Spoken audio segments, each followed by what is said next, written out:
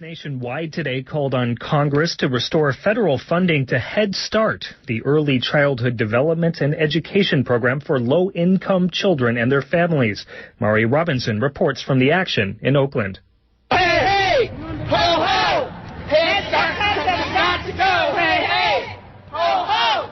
Head Start cuts have got to go! Across-the-board cuts to federal funding triggered by a congressional austerity program known as the sequester, passed in March, have led to a 5% cut, nearly $400 million, to Head Start, the nation's child care and educational program for low-income children. Established by Congress in 1965, Head Start provides a comprehensive range of education, health, nutrition, and family support services for at-risk children and their families. This cut to funding will force local Head Start centers in every state to enroll fewer children, reduce the school calendar, lay off staff, and even close facilities.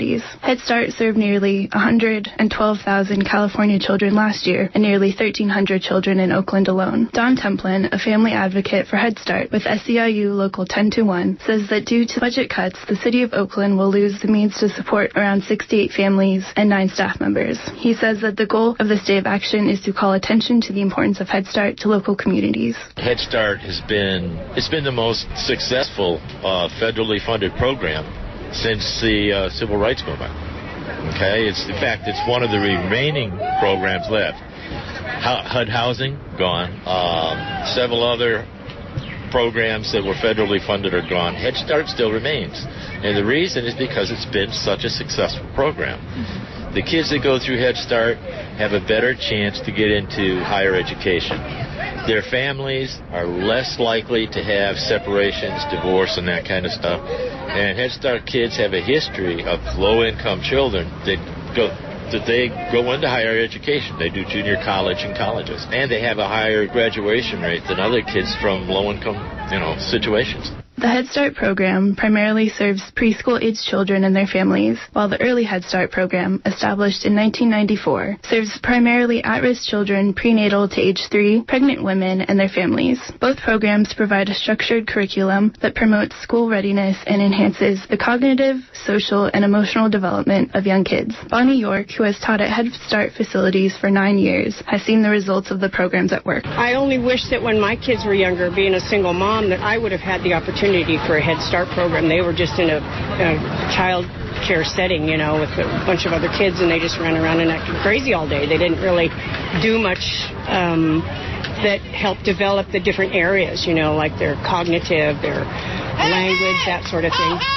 And we really work a lot, for that in those areas. And by the time they go to kindergarten, they're usually very prepared to be there. They can write their name, they know the alphabet, and kids that go to a regular child care setting don't get that.